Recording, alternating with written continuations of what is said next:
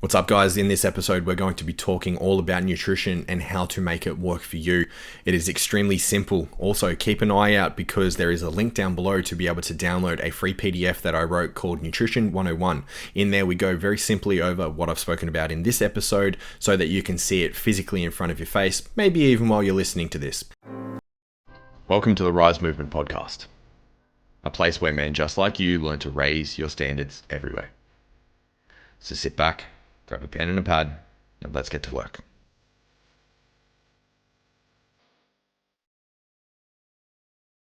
Welcome to another episode of the R.Y.S.E Movement Podcast. I'm founder Dave R.Y.S.E, and in this episode, continuing on with the month of health, fitness, and wellness, we're going to be tackling nutrition.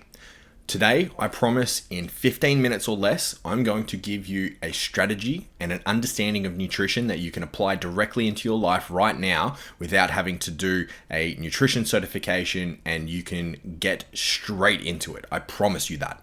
So if you've got your ears perked up, start paying attention. I want you to grab out a pen and pad, like I say in the intro for every single video. Nutrition is something that I learned well over 10 years ago, but I started to dive deeper into about 10 years ago when I had an epiphany that I don't have all the answers for nutrition with the questions that my clients provide. I pride myself on having a base of knowledge to be able to provide answers to my clients, and if I don't have the answer, I will happily say, I don't know, but I will find out for you, and then I will return with the answer.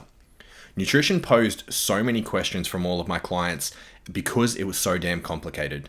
So nutrition and all of the different, ideologies that are inside of nutrition, health, and fitness, they were going rampant about 10 years ago. It was the Atkins diet versus the ABC diet versus keto, vegan, vegetarianism. There was high carb, low carb. There was paleo was huge 10 years ago as well. There was so much conflicting misinformation about how to eat properly. Bottom line, you have to find what works for you. There's not a one size fits all when it comes to nutrition. You have to find what works for you in terms of meals, calories, macros, micros, whether you have nutrient deficiencies, whether you've got anything going on psychologically, your stress levels, how much you sleep, all the rest of it. But I'm going to give you a very simple step-by-step formula plus a free PDF to download at the end of this. All you have to do is follow along, put in the steps, and do the new habits. So the R.Y.S.E movement is all about raising your standards everywhere. Right now with nutrition, we're raising your standards with nutrition. So we're doing a bunch of new non-negotiable habits and behaviors that you're going to be able to be consistent with over time. The thing with consistency, this is what we're going to be talking about in the next episode of the podcast. So make sure you check in for that. The thing with consistency, it's the same as your non-negotiables for every other area of life. You need to consistently do them. One bad day of your diet is not going to screw up your goals. One good meal is not going to be able to relinquish that either. You need to be consistent across the board. You've gotten yourself into this place where you're overweight or whatever's going on for you, and it's taken time to get there. So consistency is huge. Pay attention for the next episode when that comes out, because that one's going to be a doozy. So with nutrition, I want you to click the link down in the description for the tdeecalculator.net site. In there, I want you to go in, put in all of your details, your height, your weight, how many times a week you train, your age, and your gender, and it is going to spit out a rough estimate of what your maintenance calories are for your activity level. That is going to be your baseline, okay? It's pretty accurate. There's no real measurement for calories. We can only estimate how many calories you burn. All you can do is to track and measure, like we talk about with our SMART objectives from episodes prior, how you need to be able to measure the effectiveness of your life. Because if your results are one thing and they're not meeting your standards are probably not meeting your expectations for your results. So the first thing we're going to figure out is how many calories you need to burn doing you at maintenance. So this is not putting on weight, this is not losing weight, this is keeping you the same as you are right now. So I want you to think of it like a pyramid. And I learned this from Dr. Layne Norton many, many years ago. I want you to think of it like a pyramid, not the traditional nutrition pyramid that you see in the West. However, it's a very similar sort of basis. On the bottom, you have your lifestyle. To be able to build upon your lifestyle, the next thing is calories. So calories in versus calories out. It's not autophagy. It's not keto. It's not gluconeogenesis. It's not any of these other terms that fitness influencers like to throw around. It is calories in versus calories out. If you intermittently fast, you're reducing calories to put yourself in a deficit. If you do keto, you're cutting out a macronutrient which puts you in a deficit. If you're high carb, low fat, you're cutting out almost a whole macronutrient which puts you in a deficit. If you are doing any other protocol, you are putting yourself in a calorie deficit. Everything when it comes to losing weight, losing body fat, comes down to a calorie deficit. Full stop. The next most important thing is your macronutrient breakdown. So I recommend between 1.4 to 2.5 grams of protein per kilo of body weight. So if you don't want to put on heaps and heaps of muscle, I would go on the lower end of the spectrum. If you're planning on dieting, I propose that you put your protein requirements up towards that 2.5 grams per kilo of body weight. That's going to be muscle sparing, or as muscle sparing as possible, depending on the level of deficit that you put yourself in. From there, with your protein equated, fats and carbs can pretty much be balanced. It doesn't matter which one you prefer more. It doesn't really matter when it comes to training, to body composition. The best thing that you can do is find a balance that works for you. So if you scroll down onto the tdecalculator.net site, you'll actually see a cutting, bulking, and maintenance macro split. I would suggest choosing one of those. Choose something that you can stick with that is going to leave you adherent and consistent, like we're talking about next time.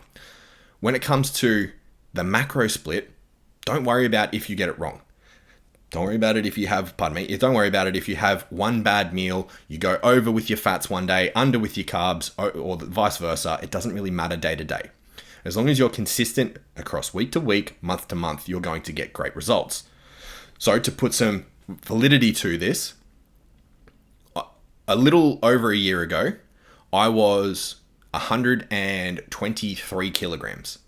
This morning, I did my skin folds and weighed in at 114.1 kilograms. In that time, I've almost lost 10 kilograms of body fat. I've also put on a few kilos of muscle, so I actually didn't take notice of how many kilos I've actually lost since then. That's interesting. I'll follow that up with you guys.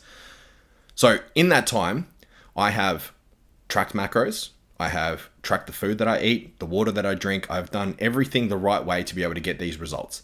Have I restricted myself from having pizza, ice cream with my kids, sushi, going out to drink with friends, having dinner out with the missus, going out for my birthday last year and eating a 1 kilo tomahawk steak for my birthday present? That was pretty awesome.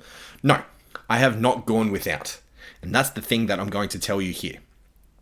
As long as calories are equated, protein and fiber are maintained, having the split of fats and carbs doesn't really matter. You need to make sure that you find a balance that works for you. So for me, the balance that works really, really well for me, I have about 30-35% of my calories coming from protein. So that means that I'm between 200 to 250 grams, depending on the day, depending on what phase of dieting that I'm going through. And then my fats are between 20 and 25%, and then the carbs follow in for the rest. Now, because I train jiu-jitsu between 5 to 8 times per week, and I train weights between 1 to 2 times per week, I need a lot of glucose to be able to help maintain my level of activity, to be able to help make sure that my muscles are full and ready to go with plenty of glycogen, plenty of fuel to fuel what I'm trying to do. You need to figure out what works for you. I'm going to stress that again. You need to work with what is best for you. You need to figure out what macro split is going to help you get closer to your goals the fastest so that you can adhere to it. So you don't have to go without, so that you can flexibly diet comfortably. Now, caveat. Think of when you walk into Coles and Woolies, if you're in Australia, and you know where you walk in, you see the bread section, and then you've got the fresh produce section. I want you to only shop from there. You're going to get your fruits, your vegetables, as many different colors as possible. And then you're going to get your meat, your eggs, and basically anything that's in the fresh section, the outside section of Coles and Woolies and other supermarkets. From there, don't worry about anything else. Sure, you might want oats and rice and pasta. However, majority of the food that you need to be able to reach your goals is on the outside of the supermarket. So start there. Also, you can use things like meal replacements, like shakes. Also, you have pre-made ready meals that are like Core Power Foods, FroPro, protein pizzas, and stuff like that. That's what I use, and it makes my life really easy because I'm so busy. It's for convenience, so that I can stay consistent. Okay, so we've got calories, protein, fiber, macros, fats and carbs. Then above that is the rest of your vitamins and minerals. Vitamins and minerals, think of it more like the aspects of health. So your vitamins and minerals, you can get a blood test to be able to figure out what's going on for your health markers, but majority of your body composition is going to come from calories, protein, fats, carbs, and fiber. You equate those 6 things there to worry about and focus your attention on, you're sweet, you're home, you're dandy. I have not met one person that needs to focus on more of their health markers in terms of vitamins and minerals to be able to get body composition changes in the 11 plus years that I've been a PT. It just doesn't happen. Energy balance is where you lose body fat. Energy balance in a surplus is where you put on muscle. The silence is deafening. So, next step after there is meal timing. You do not need to have 7 meals a day, 8 meals a day. It just doesn't happen. I remember a little over 10 years ago, there was this myth running around the fitness industry that you need to eat 6+ meals a day, and you need to have a meal spaced out every 2.5 to 3 hours. Otherwise, you're going to go catabolic and you're going to lose all your gains. And no, that's not how it works. Muscle protein synthesis is what they're talking about there. Muscle protein synthesis, ideally, you can have 30 grams of protein every 3 or so hours to continue, quote unquote, I'm using air quotes here, guys, being anabolic. Is it important? Not necessarily. It definitely enhances your gains if you're trying to do like bodybuilding or powerlifting or strongman or something like that, where you need to increase your muscle to match your sport. But when it comes to the average everyday person, you do not need to have protein every 3 to 4 hours. You do not need to have protein even within 12 hours. You can have, as long as you have it the same amount, similar amount every single day, you're set, you're sweet. I'll give you another little caveat here. Protein is the number 1 macronutrient for satiation. So what that means simply is protein will keep you fuller for longer. Don't believe me? Go have 400 grams of plain white potato, boiled white potato with a little bit of salt on it versus 400 grams of chicken breast. See which one you can down the whole thing. I guarantee you it's going to be the potato, not the chicken breast. And the reason for this is protein is highly satiating. It makes you fuller faster. So in all your meals, spread your protein out across the day. You don't need to have it all like 3 hours apart. You can have it in one meal if it works for you. You can have it in 6, you can have it in 10, it doesn't really matter. Or you can have it in liquid form. As long as it's highly bioavailable, you're going to be okay. So think lean protein sources, chicken, fish, steak, pork cuts, eggs. These are the things that are going to be easily digestible. If you are vegan, vegetarian, make sure you're mixing proteins. Make sure it's a complete protein by having enough of the amino acids together to be able to create a complete protein. Then after that, we've got meal timing out the window, so that doesn't really matter. You eat to fit your lifestyle. You eat to fit your nutritional needs. From there is supplements. Supplements are designed to supplement your nutrition. If you have a gap in your nutrition, that is designed to be able to fill in those small gaps, whether it becomes down to timing, trying to get creatine in, trying to get more glucose in, using pre-workouts to be able to get a bigger pump, to be able to get more nutrients around your body. Everything that comes from supplements is designed to fill in the small gaps with your nutrition. I'm going to say that again because there's so many people that are going out to supplement companies and spending, $200 a week, $800 a month on supplements that they just don't need to have. Supplements are designed to fill in your nutritional gaps and supplement your nutrition. That's all that they are. The only one that I would have as a caveat to be able to make sure that you're using consistently for performance enhancing gains is creatine monohydrate. Not any other ethyl ester or anything like that, or hydrochloride. I think it's HCl. Yeah. They're marketing terms. Creatine monohydrate is the way that it is absorbed through the gut, and you will use it as creatine monohydrate inside of the first glycolytic alactic system of energy. Basically, what that means is just use simple, cheap creatine. Okay? Don't go buying expensive stuff. That is all you need to do. Now, I would suggest in this last minute where I'm going to be teaching that you track. And when I say track, I mean measure. And for those that are just listening only, Anything that goes in your mouth, I'm pointing to my face. Anything that goes in your mouth goes into an app or a diary of some sort to be able to track and measure how many calories you're actually eating. One thing that I did with one of my clients recently, she was like, I'm not losing any weight. I'm getting fed up. I'm getting frustrated. And I asked her, what have you been putting into your MyFitnessPal? And she said, I put in everything and I eat this and I eat that. So I said, okay, cool. Here's what I want you to do. Put it on pen and paper. Don't use the app. I want you to track everything that goes in your face, regardless of if it's liquid or if it's a solid or food or whatever. She tracked everything. She was eating in about an 800 calorie surplus every single day. She was wondering why she wasn't losing weight, and it was lucky that her training was intense enough that it kept the weight off her or from putting any more on. Anything that goes in your face goes onto MyFitnessPal. And seeing how we're running out of time here, bang on the 15-minute mark, this is the last little piece that I'll give you. Consistency matters. If you are inconsistent across your week, and sure you train, sure you maybe sleep well, you have a couple of drinks, you're going to maintain a level of mediocre health. You're going to maintain a level of mediocre performance. You're not going to get very much better. You might get stronger, won't get very much leaner. You're shooting yourself short. You are going to be hindering your potential because you're not measuring the effectiveness of your nutrition, of your training, of your sleep, water, caffeine, stress levels, self-care like we spoke about a couple of episodes ago. You need to measure the effectiveness of your habits, routines, and behaviors.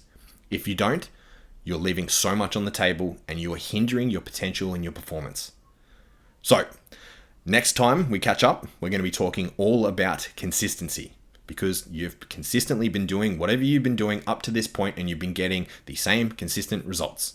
It's very easy to change habits. However, change habits that are requiring more discipline require you to set new standards. And that's what the R.Y.S.E movement is all about. It's about upgrading our standards, making sure that we can do the non-negotiables in every area of life to make sure we get new results that we want. We're not shooting down. We're not aiming down. We're aiming up. That's the only thing that we're doing consistently across the board. We are aiming up at a new horizon, at a new ideal that we want to create in our life. The way that we get better results to be able to continue aiming up is we have better standards. We have better behaviors. We have better non-negotiables. And that's it for today, guys. Until I see you next time, where we're talking about being consistent. Much love. Take care. Train hard. Eat well. Sleep well. And have an awesome day. Thanks, guys. Thank you for being with me today. Thank you for subscribing and leaving a review. It really helps us out. Until next time, take care and much love.